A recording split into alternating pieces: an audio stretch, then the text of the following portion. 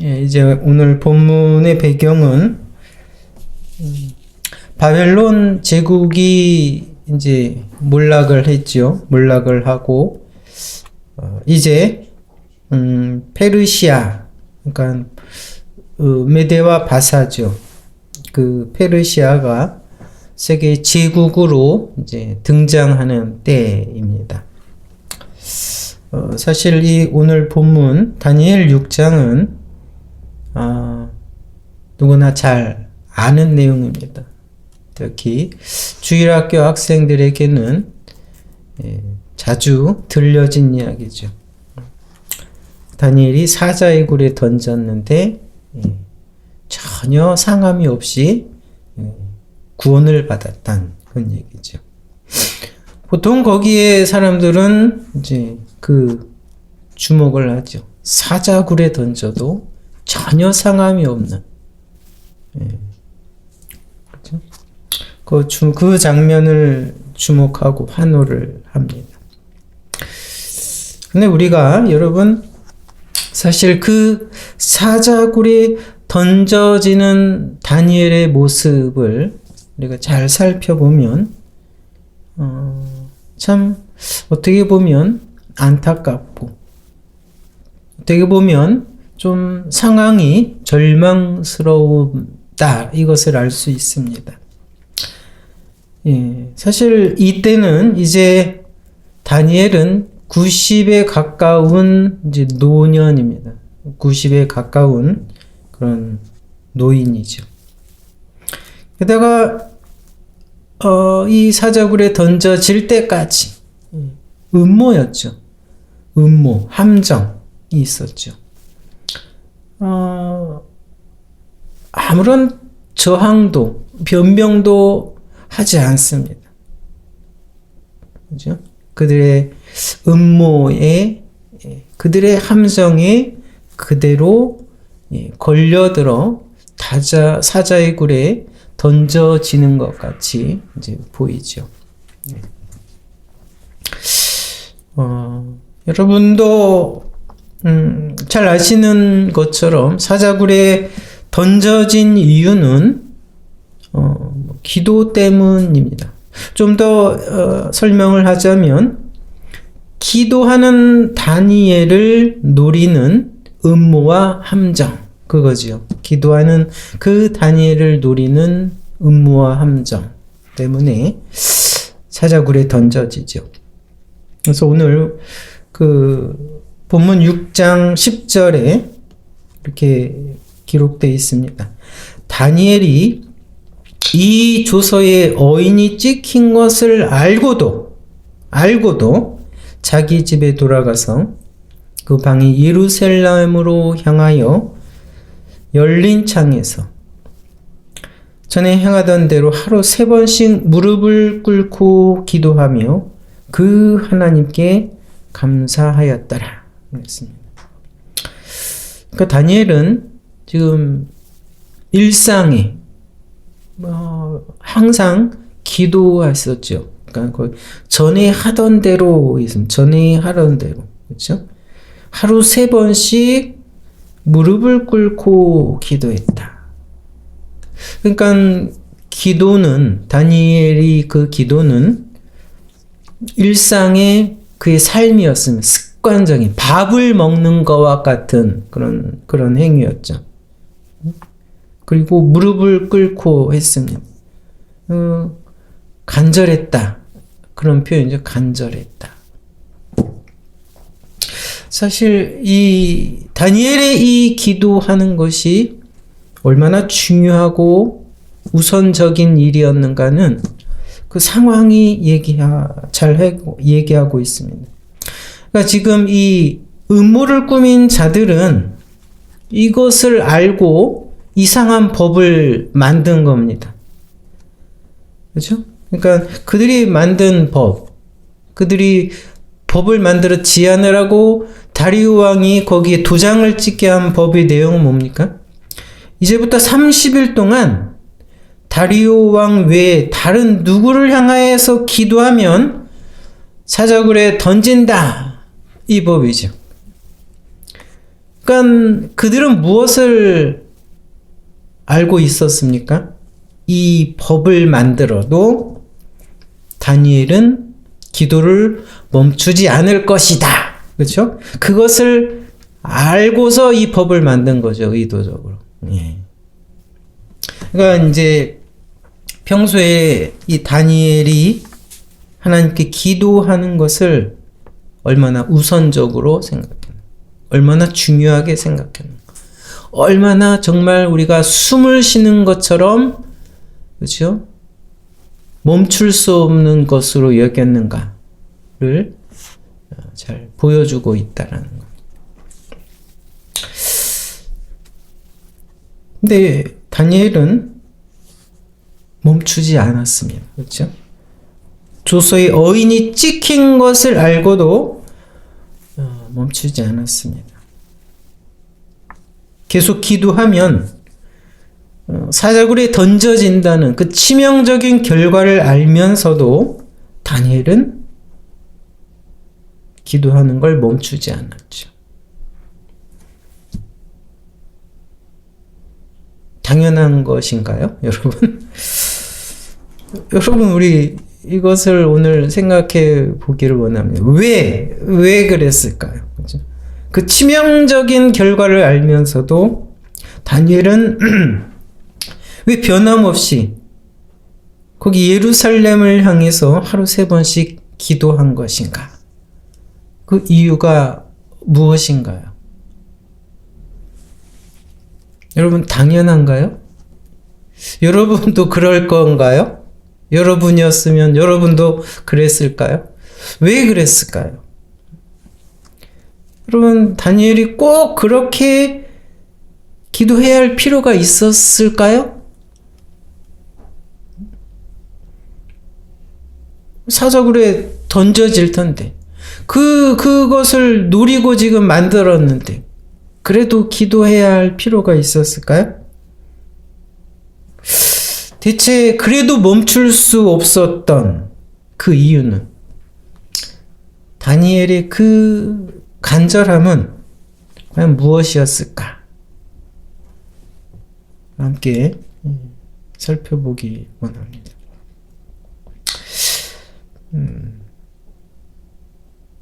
여러분, 그 이유는 어쩌면 여러분 너무나 간명하지요. 믿음이죠. 믿음이고 사명입니다. 근데 여러분, 이 본문에 예루살렘을 향하여 라고 했습니다. 그러니까 다니엘은 예루살렘을 향하여 창에서 기도했다라고 합니다. 예루살렘이 여러분 이제 어떤 곳인가는 잘 아시죠? 예루살렘은 성전이 있던 곳, 하나님의 임재가 있는 곳, 하나님이 그의 영광스러운 이름을 두시려고 하나님이 정하신 곳, 하나님의 임재의 상징이죠. 예루살렘. 그 예루살렘을 향하여 기도했다라는 것은 여러분, 첫 번째, 하나님을 향한 믿음과 소망을 가지고 그 기도했다, 이겁니다. 하나님을 향한 믿음과 소망을 가지고 기도했다. 근데 당시 그때 예루살렘은 어떤 상황이었습니까? 폐허가 되었죠. 그렇죠? 폐허가 된 상황이죠. 바벨론에 의해서 느부갓네살에서 완전히 폐허가 됐습니다. 그렇죠? 성전이 더럽혀지고 그 안에 있던 그런 성전의 기구들도 다 여러분 옮겨온 상황입니다. 여러분, 그 폐허가 된 예루살렘, 그 예루살렘을 향해서 변함없이 기도했다라는 겁니다. 아마 다른 많은 사람들은 이제는 끝났다라고 생각했을 겁니다. 많은 사람들은 이제 여호와 신앙을 이제 버렸을 겁니다. 그러나 여러분, 그러한 상황에도 폐허가 된 예루살렘을 보고서도 하나님을 향한 다니엘의 믿음은, 소망은 여러분 계속 변함없이 이어졌죠. 우리가 처음 다니엘 1장을 보면 거기에도 있었습니다. 처럼 그 다니엘이 10대였을 때 포로로 끌려왔을 때도 그 어린 다니엘이, 그죠? 몸 뜻을 정했다라고 합니다.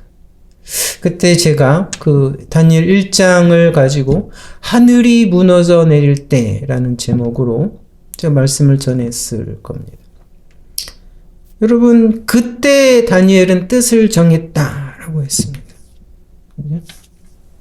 그때 어린 다니엘은 그때 하나님을 향한 참 믿음으로,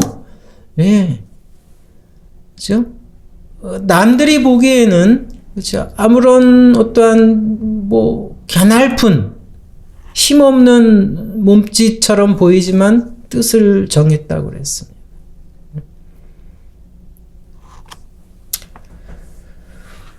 그러니까 그 믿음은, 그렇죠? 10대 때의 그 믿음은 지금 90이 되었을 이 노년의 다니엘의 믿음으로 계속 이어졌다. 이어졌다. 그 믿음이었다.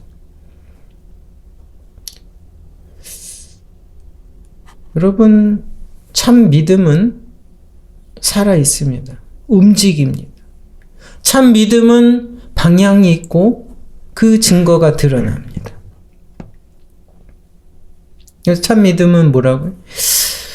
위협이나 고난에도 참 믿음은 여러분 없어지지 않습니다. 현실이 절망적으로 보이더라도, 그렇죠?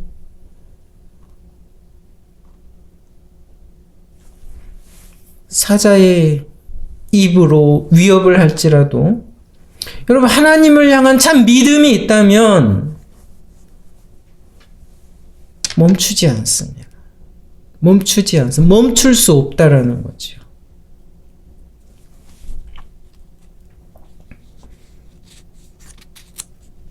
다른 사람들은 아마 그 정도 되었으면, 그렇죠?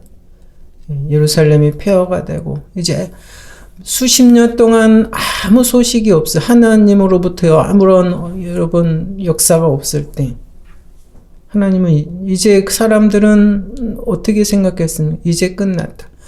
야, 이제는 갈아타야 되지 않겠냐? 갈아타다? 좀 주식에서 나오는 얘기 같은데. 이제 갈아타야 되지 않겠느냐? 그렇게 생각을 했을 겁니다. 그러나 여러분, 참 믿음은 여러분 변하지 않습니다. 꾸준하지요. 그 하나님을 향한 여러분 그 간절함, 하나님을 향한 그 도전, 그것을 멈추지 않는다.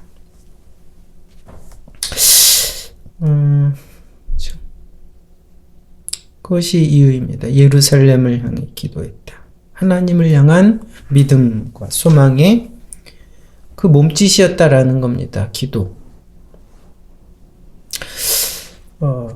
두 번째는 여러분, 다니엘의 그 기도는 사명이었다. 이거는 사명이었다.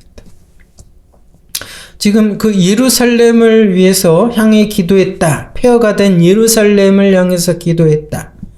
이것은 여러분, 예루살렘, 폐허가 된 예루살렘이 회복될 것을 위해 기도했다. 그 말입니다.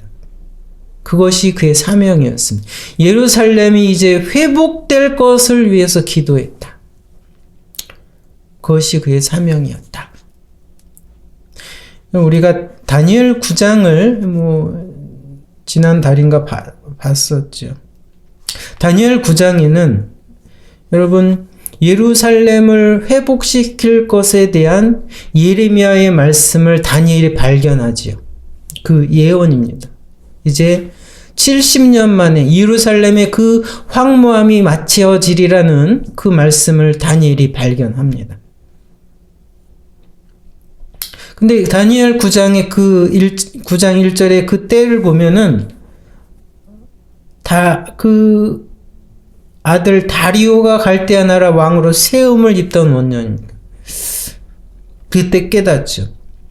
그러니까 그 배경은 오늘 이 다니엘 6장과 거의 비슷한 시기입니다. 비슷한 시기. 예.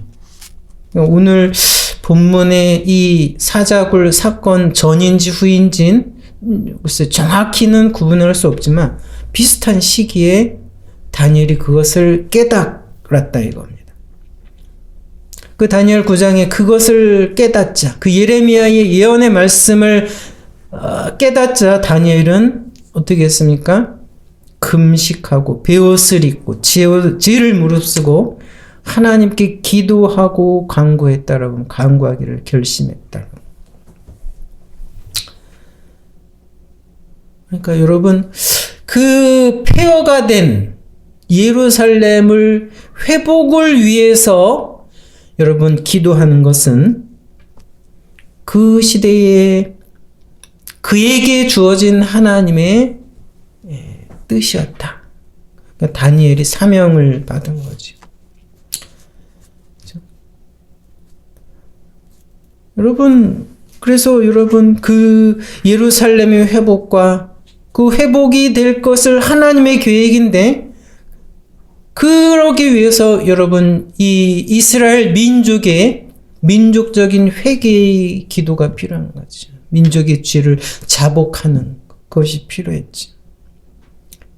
그래서 여러분 그 민족의 죄를 자복하고 회개하며 그 하나님의 뜻 예루살렘 회복을 위해서 다니엘은 기도를 한 겁니다. 그것이 다니엘의 사명이다. 다니엘이 그 땅을 사는 이유다라는 목적이다라는 거죠.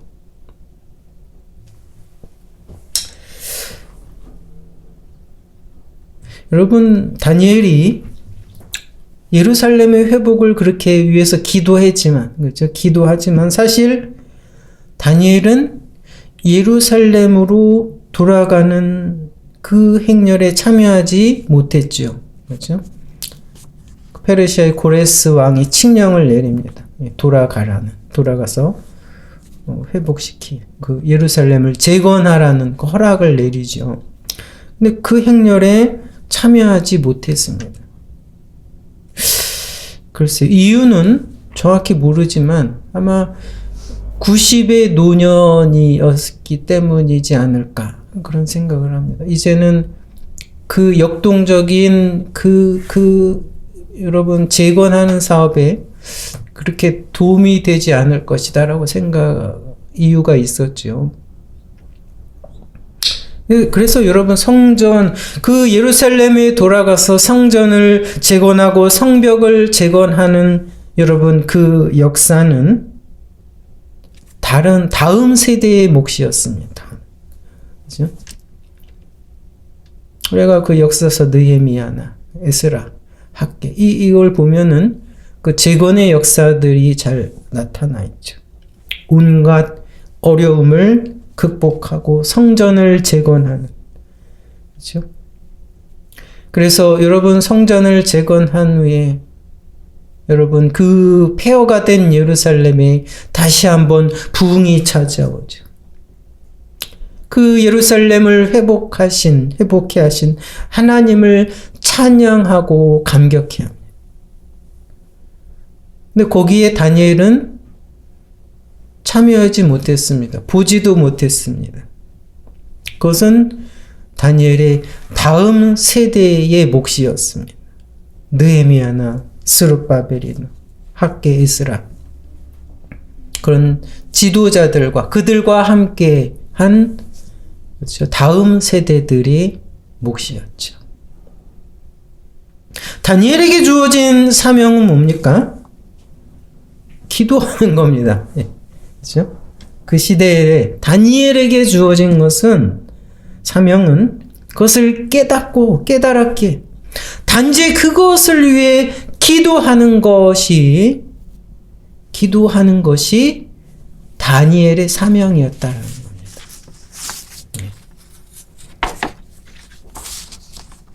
여러분, 그것을 위해 기도한다고 역사에 참여하거나 그것을 볼 수도 없습니다. 근데 그렇게 기도하는 그 다니엘을 누가 알아준 것도 아니죠. 누가 알아줬습니까?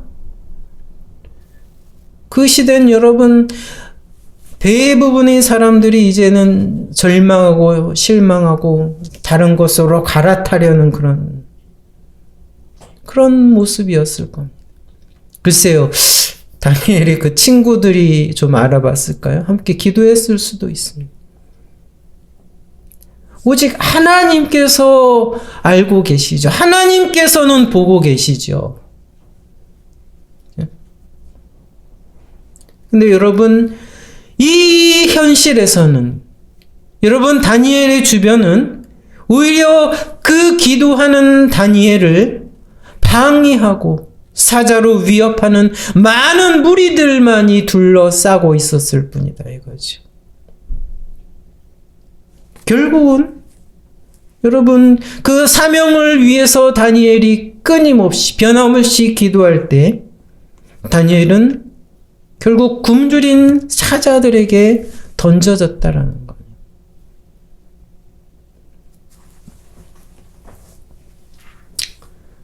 그러나 왜 멈추지 않았습니까?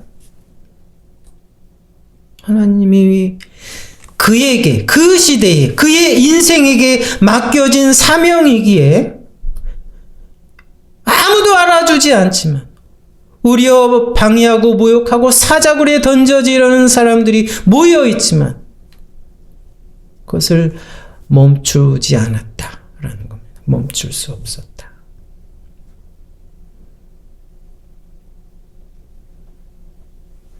다니엘이 두려웠을까요? 그런 표현은 잘 안 나옵니다. 두려웠을 수도 있죠. 사자굴에 던져진다. 그러나 두려웠던 현실이, 그러나 그는 멈출 수 없었다. 그렇죠? 하나님을 향한 믿음이었기 때문에, 하나님께서 자신에게 주신 사명이었기 때문에, 하나님께서 자기를 바라보고 계시기 때문에 멈출 수 없었다. 멈추고자 하는 의도가 없었다. 그런 생각이 없었다. 라는 겁니다. 그래서 여러분, 오늘 이제 6장으로 다니엘의 정기적 본문은 끝납니다. 그러니까 1장부터 6장은 다니엘이 여러분 포로로 끌려왔을 때의 삶의 모습을 정기적으로 기록한 겁니다.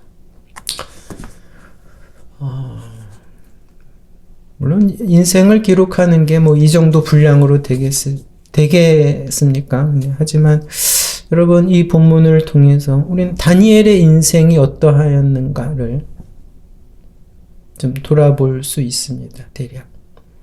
여러분, 다니엘의 인생은 어땠습니까? 여러분이 보기. 꿈을 해석을 합니다. 총리가 됩니다. 그렇죠? 여러 가지 위협에서도 하나님께서 은혜를 베푸시고, 사자굴에서도 말짱하게 살아서 걸어서 나옵니다. 어떻게 생각하기에 여러분, 다니엘의 삶은 형통하고 화려한 것처럼 보입니다. 그렇죠? 그렇게 여러분 어떤 인식이 되는데, 그러나 여러분, 동전의 앞면과 뒷면입니다. 그 이면은 여러분, 위기의 순간을 계속해서 여러분 지나고 있었다 이거지요. 포로로 끌려왔습니다. 참 어려운 여러분 시기로 시작이 되고, 그래서 뜻을 정했습니다. 아무도 소리 낼 수 없는 하나님, 그 상황에서 그는 뜻을 정하고 파도와 같이 여러분 소용돌이치는 그런 위기 속을 계속 여러분 통과했다라는, 때로는 사자굴에 던져지는, 풀무불에 던져지는 여러분 절망적인 여러분 그런 상황을 여러분 통과했다 이겁니다.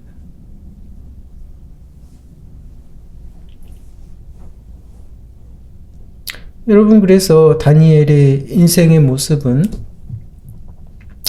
그러니까 믿음과 소망을 가진 사람의 모습, 사명을 가진 자의 모습입니다.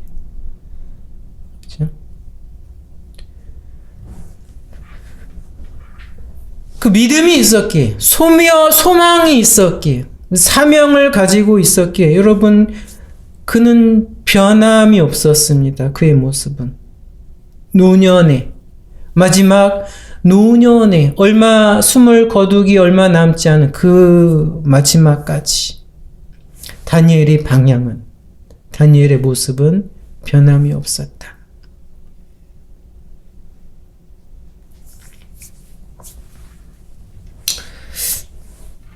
그래서 여러분 믿음이 있는 사람이 정말 참 믿음을 가지고 있는 사람이 이 땅을 살아가는 목적과 이유는 분명 그렇지 않은 사람과 다르죠. 다를 수밖에 없습니다. 여러분도 이제 하나님을 향하여 점점 가까이 갈 때 그걸 알게 되겠지만 여러분 다니엘은 영웅이 되거나 어떤 큰 업적을 이루어내려고 하지 않았습니다. 그것이 목적이 아니었어요. 어떤 업적을 그의 삶에서 이루어내고 눈으로 확인하고 그 손으로 그걸 쥐려고 하지 않았습니다.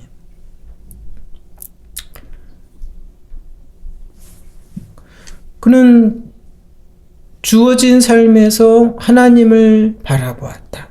하나님을 바라보았습니다. 믿음이죠. 소망입니다. 주어진 삶에, 주어진 시대에서 하나님을 바라보았다. 그 시대가 여러분 포로 시대이건 절망적인 시대이건 폐허가 된 시대이건 그 시대에서 하나님을 바라보았다. 믿음과 소망을 가지고 있었다. 이거지. 그리고 그 시대에, 그때에 자기를 향한 하나님의 뜻을 찾았다 이겁니다. 왜 나를 이 시대에 살아가게 했습니까? 이 시대에 나를 하나님 살아가게 하신 이유가 무엇입니까? 그 하나님의 뜻을 구하고 순종했다 이겁니다. 그게 사명이죠. 그 사명입니다. 그게 여러분 다니엘의 삶의 방식이었고 삶의 목적이죠. 살아간 이유였다 이겁니다.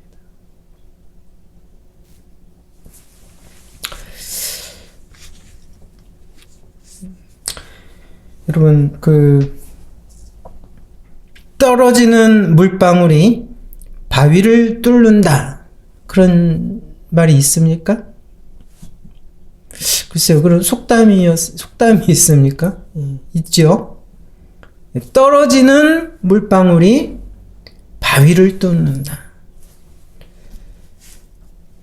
여러분, 떨어지는 물방울이 바위를 뚫는 게 가능해 보입니까?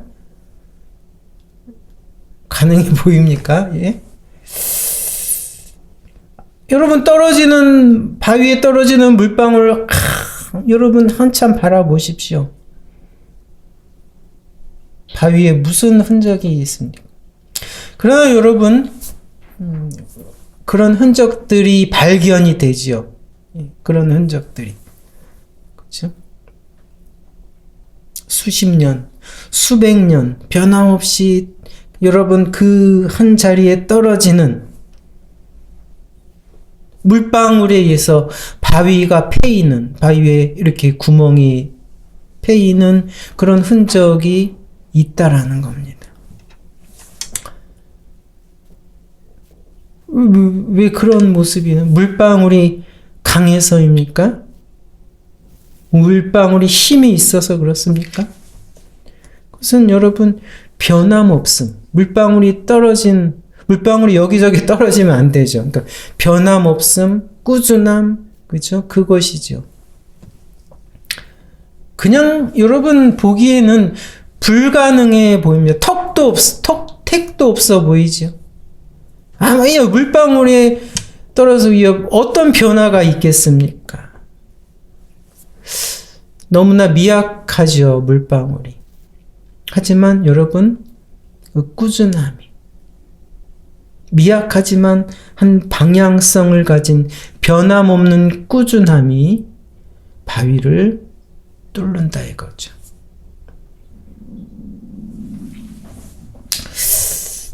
그러니까 아마 우리 인간의 어떤 끈기, 인내를 이야기를 하려고 그런 속담이 사용하는 것 같은데,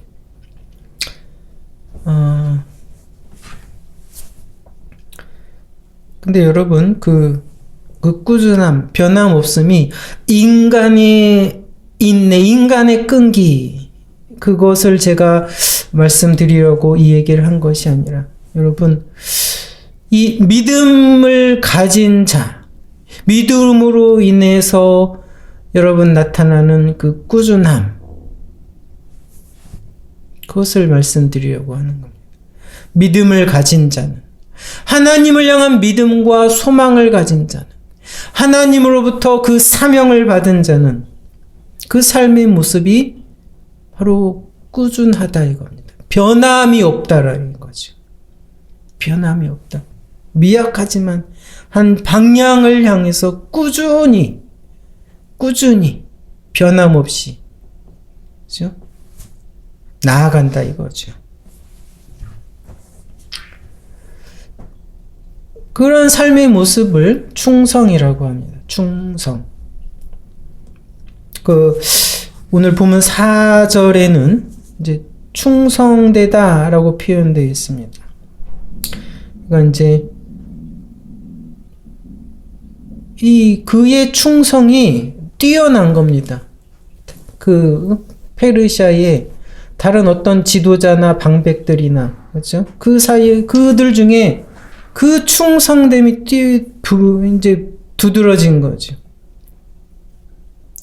그래서 아무도 이 다니엘을 향해서 어떤 잘못이나 흠을 발견을 할 수가 없었던 겁니다. 꾸준함. 그 충성은 바로 그 다리오 왕을 향해서 보여진 충성이죠. 사람. 1차적으로. 거기서는. 근데 여러분, 이 사람을 향해 드러난, 그렇죠? 그 충성이 그 정도라면, 그렇죠?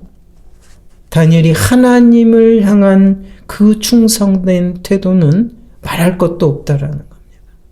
예. 그 충성의 근원은 하나님을 향한 믿음 때문입니다.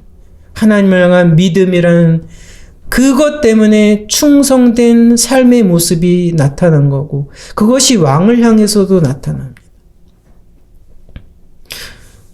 그렇다면 하나님을 향한 그 충성, 변함없음, 꾸준함은 말할 것도 없다라는 겁니다. 네.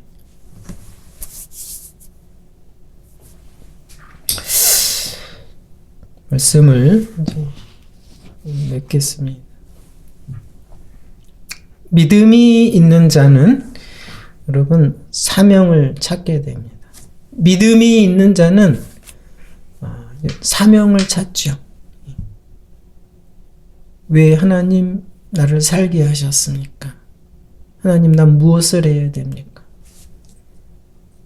그렇게 여러분 사명을 구합니다. 믿음이 있는. 구할 수밖에 없습니다. 그리고 하나님은요, 그 사명을 주십니다. 사명을 주시죠. 그래서 여러분, 이 땅에서 복된 자는 뭡니까? 사명이 있는 자입니다. 사명. 그것을 위해, 사명을 위해서 능히 자기 생명을 기꺼이 내어줄 수 있는 그 사명이 있는 자가 복된 자라는 거죠. 그래서 사명이 있는 자는 끝까지, 죽기까지, 그죠? 변함없이 꾸준히 그 사명을 향하여 나아갑니다. 다른 사람들이 보기에는 어떠할지 모르지만, 그렇죠? 하나님이 주신 그 사명을 향하여, 그렇죠? 꾸준히 바위를 뚫는 물방울처럼 꾸준히 나아간다. 그것이 복된 자입니다.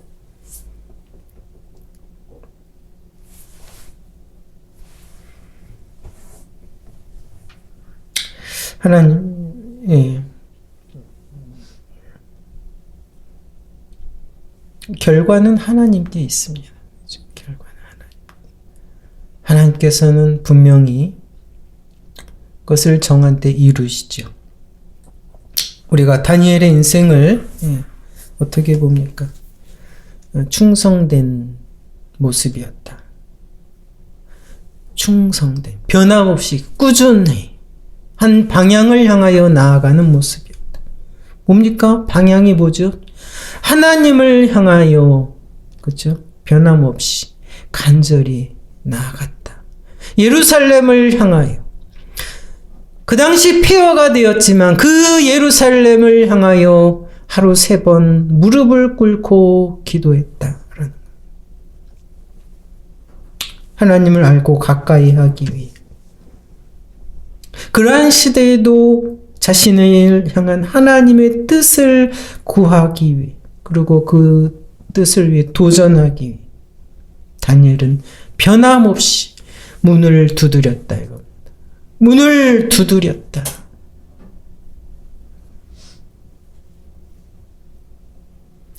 그래서 여러분, 다니엘은 하나님께 통하는 그 문을 드나드는 자였습니다.